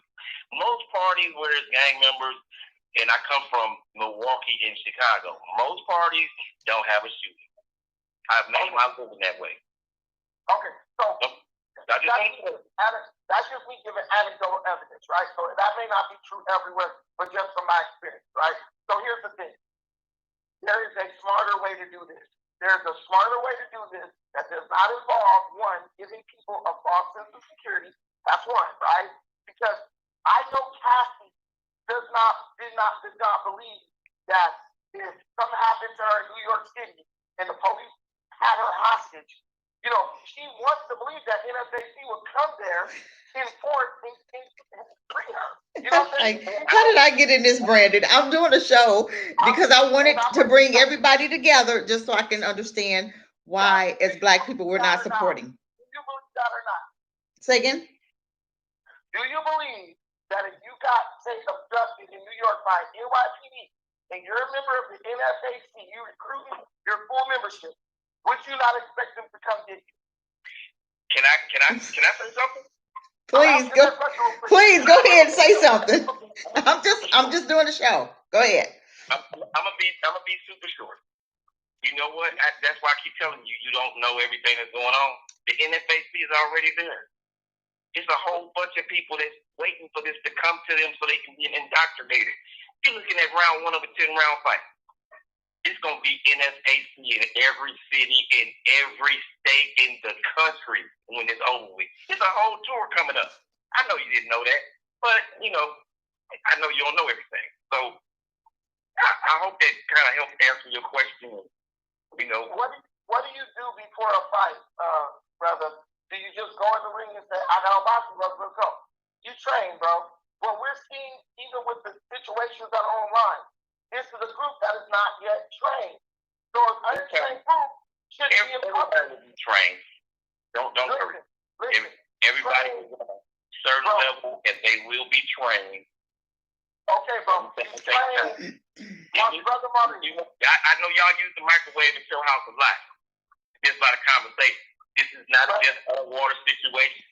It's gonna take some time. It's coming. Brother Martin, in your experience, do you turn the cameras on before or after the training is complete?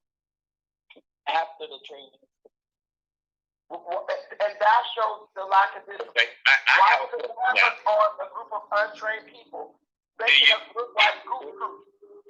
If the cameras are already on because you can't get around it, because everybody got one, man, you almost can't go to the bathroom. No, of course not. Oh, look, he's taking a dump. The camera's already out here. You ain't gonna get around that. So it don't matter if the camera's on or off, if you get in it before or after, because we in a different age. You thinking this 1960, this is 2020. It wasn't a lot of cameras back then. It's a camera. It's 100 cameras on every block right now, and that's a fair estimation on every block. So why don't y'all go out to the wilderness where there's no cameras and go train before y'all go into the city and y'all got arguing with people? All of it's coming. I can't do everything. You may be opposition. You got me a little 5 centers are going right now. I should have never heard of the NFAC. Then I'm telling you, it's coming. Okay. Just have one situation. We shouldn't even know the NFAC exists yet. That's where y'all at. But y'all jump out. You know what? It was time. This is since 1806, so we gotta wait till 2086 in order for the NFAC to show. No, y'all can train me too much. 1806, and you still sitting up tomorrow. No, it ain't time, y'all. Y'all will get us all killed. Come on. I didn't say that. I didn't say y'all gonna get us killed. That's what it sounds like. That's what it sounds like. It sounds like the United States government hasn't even acknowledged their existence yet, so they don't have a chance to go train. Trump said something 2 days ago. Listen, you guys still have an opportunity to go train, right? And I think hold on. Don't jump. Don't ignore what I just said. Trump said something about it the other day. Okay. He said he was sending federal troops down there to squash that. He did not say that about NFAC, dude. Come on, stop it. Hold on. Who do you think he was talking about? I know Antifa is doing this thing out there in Seattle. I know it's some other little fires, around the country. But guess what? They were there from what I heard yesterday. And I didn't get that from a member. I just was watching the video. Y'all need to go train, man, because y'all let's hear from Brother Maurice. Go ahead, Mr. Brother Maurice. Hey, Maurice. I think I've already exhausted my little issues that I was saying. I hope our brothers understand exactly what I was saying. Let me ask you a question. If you were asked to work with him, could you guys work together?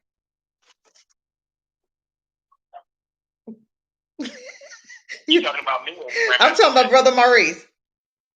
Are you talking about working with Philip or Grandmaster J? Grandmaster, all of them, everybody, all of them. Grandmaster J and Philip. Would you be willing to work together? I think the more the merrier. I mean, I think everybody has something good to bring to the table, and I think the more the merrier. I think. Go ahead. The thing is, I don't trust Jam Master J. Mm-hmm. I don't trust him. We would have to have, a very serious dialogue. But at this point, I don't trust him, so I'm not sure that I could be able to give him an okay that I'll work with him. Now, our brother Philip, I give brother Philip okay, I work with him because I hear his spirit. I know exactly what he's saying. But Grandmaster J, we would have to have an in-depth conversation before I could do that. Okay. Any last words, you guys? I appreciate everybody coming on and giving your take on it. Go ahead. Let me ask that question. Go ahead. You better be nice. No, I'm being nice, but me, I'm a person who thinks logically. You know what I mean? And that's across the board. I would have to know who this person is. Where did you come from? Why is there such a need for everything to be on camera? Why are you jumping on the internet every 2-3 days to talk about what you think? Is this person trying to gain celebrity from this, or is this person serious? Because I don't know one general of one army on the planet that is on TV every day. I just don't. Find me a general of any army or militia or gun club who is on the internet, YouTube, on whatever, every day trying to talk. Let me ask you a question. Time for that. Hold on, Brandy. Let me ask you a question. How do you change Black folks' mentality? How do you change a mindset? You don't. The biggest way to change Black people's mindset is to lead by example. You just go ahead and do something, and the people who want to support you, they're gonna come on board. And the people who don't. But once they see that what you're doing is working, that's when people come on board. But you gotta set a goal and you gotta set a plan to reach that goal. Now the NFAC, they got a goal, but I think the goal is a little mysterious because they say one thing like, "Oh, we'll take Texas," and they say, "Well, we work after." The goal is a little bit hazy for me, but also the plan is one that I know has been tried before and it's failed every time. So I don't think they have a real clear goal, and I really don't think they have a real clear plan, especially when we talk about buying cities in the United States. That's a harebrained scheme. You said buying cities in the United States. I don't think he said anything about buying a city. Is that what you said? Buying a city? You know, when you talk about getting towns and cities or sovereign land within the United States, harebrained scheme.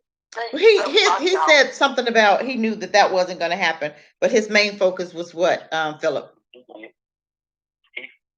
said that he knew that wasn't going to happen. He said that we could that they would either carve out a piece of land or we would exodus, and then after we got strong enough, we would come back and ask for our money. I mean, and you know what? And I gotta apologize to everybody on the line too. And I'm gonna tell you what. I just figured out something. Because I keep wondering why I'm telling this brother he don't know everything. You're not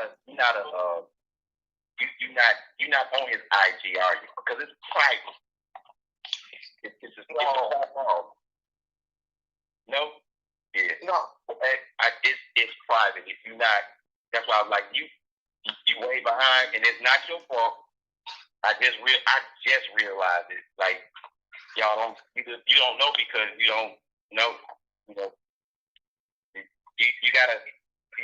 you may want to go on Instagram and try to be a member of his page. And it's a couple fake pages out there.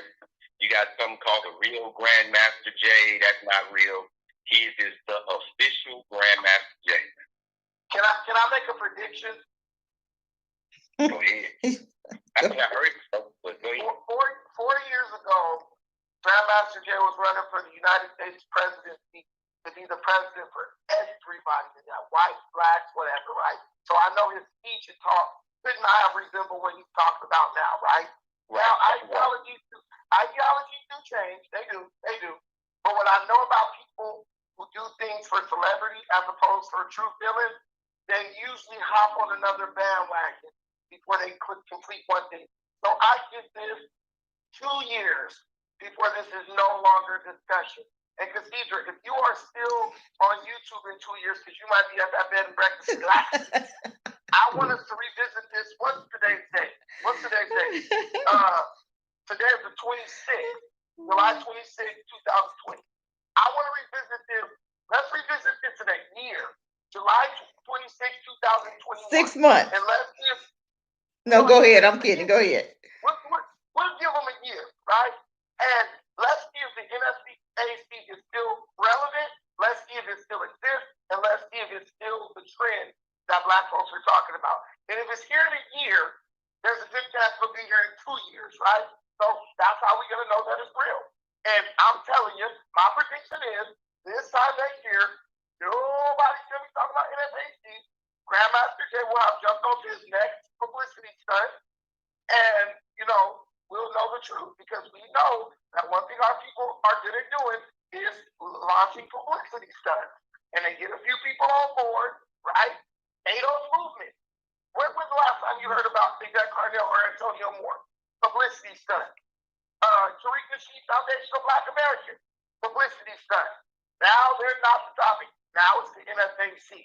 You know what I'm saying? And if you sit down with yourself and really think about it, you know that this is just the flavor of the week, a trendy thing, and you know it's going to be gone in a year. So let's see. Well, I'm going to throw something in there. I've listened to all of those people, and I can tell you this. This animal that we're talking about has a lot of different tentacles. They all moving in the same direction, even if the other part of the body does not want to. So, you know what? I'm really not rocking with Antonio and Yvette, but you know what? I think they putting in some good work.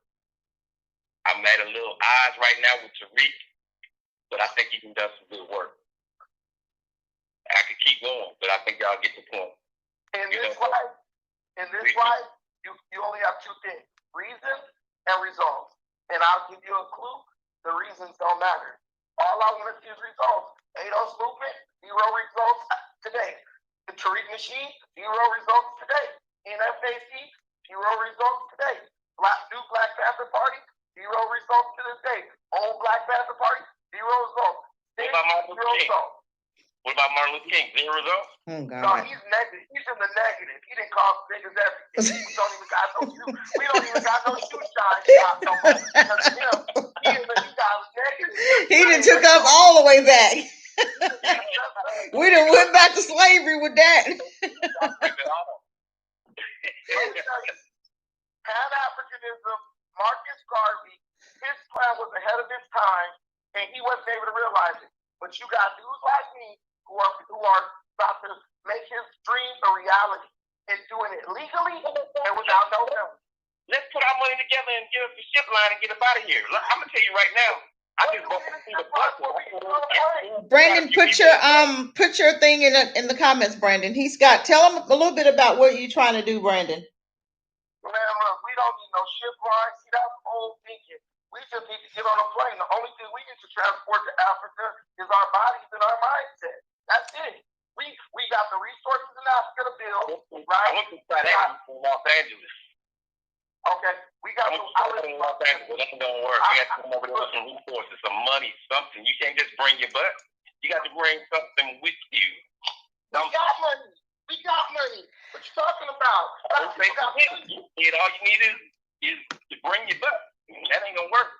All we need is to bring ourselves with our debit cards in our pocket, buy some materials, buy some land, start building. And my group is already doing that. We got that plan in motion. Grandmaster, I'm sorry, no disrespect. Grandmaster Jay got to ask the United States for nothing. Because by the time he's done, we going to own like 35,000 acres. And we say, bro, just go over here, take that corner, that's for you. We can do this so crazy, but we make it into a fight. And Brother Maurice, you have a plan also. What's your plan? Well, our plan is to go and move down to Mississippi, and we're going to take over a city in Mississippi, and we're going to change laws, and we're going to run it our way. We're going to do a total new reality. Everybody on the police force that don't have a black first mindset will be immediately fired. We will come in there with that mindset for the school board, for everything. Everything in that city will be black first. And we'll take over one, and then we'll move to the next city within that county, and then the next city within that county till we take the whole county. And we're going to keep reproducing this. Since Mississippi is the state that has more black people there than any of them, we're going to keep reproducing this. And with that, we will produce a new reality. And as we showed our brothers and sisters in Africa that are looking forward to seeing our plan in action, once we do it here and show that we are successful about what we're doing, we're going to come to Africa and we're going to show them and how we can help them be successful at the same time. We're building a one system that includes us and only for us. We're not including no homosexuals. We're not including no race mixing. This is black us. Period. Period. Good job. Are you training the successors? Yes, sir. We sure are. We are. We can't leave that behind because we know the enemy. That when they see us being successful, they're going to come for us like they normally do. And when they come, we're going to fill them with body bags. Just that simple. We don't believe in taking prisoners. We will kill them all. I feel you. I thank you everybody for calling in and talking up and speaking up and just putting it together, because my thinking was why are we not as black people getting behind somebody that's doing the work, and it's a lot of people out there doing the work. And that's what it's all about. It's about doing the work and getting to where we need to be. It could be just different places, different ways to get there, but long as we're gonna, we're doing something. Everybody has their little part, and I think that's what it's about. It's about Brandon, you doing yours, Brother Maurice, you doing yours, and Grandmaster, him doing Grandmaster. I think that's what it is. Him doing his part, and we get to the same. Everybody's getting to where they need to be, and that's being free, and that's what it's all about, and freeing the people. And I think different people have different ways of getting there, but it's still going to come to the same thing of us being free, and that's really what it's all about. Rather it's moving to Mississippi, Africa, or getting land, or I really believe that it is about us getting together and changing the mentality. And I think I mentioned why was he on there every day, and I think it's about changing the mentality of Black people. And sometimes they have to have consistency, and they have to hear it every day that we can do it, we can do it, we can do it. And I do believe that in order to change some people's mentality, they have to hear it. Then some people have to see it, and then some people have to see it and hear it in order to change our mentality. And I think that has a lot to do with it. Us changing our mentality is what's really needed. Us coming together and being Black first. Nobody else, no homosexuality, LGBT, just like the Black Lives Matter. Everybody think they're for Black people. They are not. They are for gay men. They are not. They have, and I seen the video where the young girl was saying, Black Lives Matter didn't care about Black people, which they don't. If you're a gay man, they're good, they're ready. But if you're a straight Black man, they don't want to have anything to do with us. And I think they kind of hijacked the movement. So it's time for us to get the movement back, and they got to get on another bus, because right now, this is our bus, and they can, no LGBT, no mixing and mingling. You got to be Black first, and we all have, a goal, and the goal is to be free in whichever way that is for you. And I think that's what's important. But I do appreciate everybody that came on today. I appreciate you. Thank you so much, you guys. But I do believe, I didn't even come on here to be on here that long. I just wanted to kind of, talk a little bit about our brother, and just to see how we could support, everybody's plan. I do believe, long as you're Black first, I'm with you. And that's just what it is, but thank you guys. And we're gonna go. But I do appreciate everybody for calling in. Any last words, anybody? Brother Maurice? Brandon, I know you got some last words. Brother Philip, anybody got any last words? I don't want to go ahead. I want to make sure that I get that brother's information over here in Mississippi, because, like I said, I'm right around the road, bro. I'm right around the corner, man. I'm 45 minutes out of Jack South. I'm right on I-20. You got a website, right? Brother Maurice, you have a website, right? Yes. Can you type it in the comments? Yes. Please. And then that way he'll have your information. Brandon, you put yours in there. So my thing is, everybody has several different ways of getting there, but it's about being free, living to enjoy tomorrow. That's for me. It's about making it happen. We get discouraged a little bit, so you're looking for freedom. You're looking for hope. I think right now Black folk are so hopeless that anything that comes up, they're like, okay, maybe this is it. Because we're so frustrated right now. And I think that's what Black folk are looking for right now. So whether it's Brandon's way, Brother Maurice's way, or Grandmaster's way, that's 3 different ways of getting to where we're trying to go. And that's into being, all about being free. So go ahead, Brandon, or Brother Maurice, or Philip, were you done with your comment? Your closing remarks? Yes. Okay. I just want to say B1, everybody. B1, thank you for calling, brother. You could just hang up when you're done. Thank you for calling. Brother Maurice, any last words? Yes, I'm going to close it like I always do. You kill a nigga in you, I'm going to kill the nigga in me. And our God will reign supreme. Love it. Black first. Black first. Tomorrow and forever. Love y'all. Love you. Thank you. Peace and blessings, brother. Go ahead, brother Brandon. Go ahead. Oh, yeah, thank you, everyone, for listening to me. Appreciate it. Absolutely. We'll have to do it again. With that said, you guys, y'all have a great night. And thank you for calling in. And thank you for just hanging out and just watch and see what happens. That's all I can say. But with that said, you guys have an amazing week, and be safe. Keep your head on a swivel, and be safe, you guys. Thank you for joining. Peace.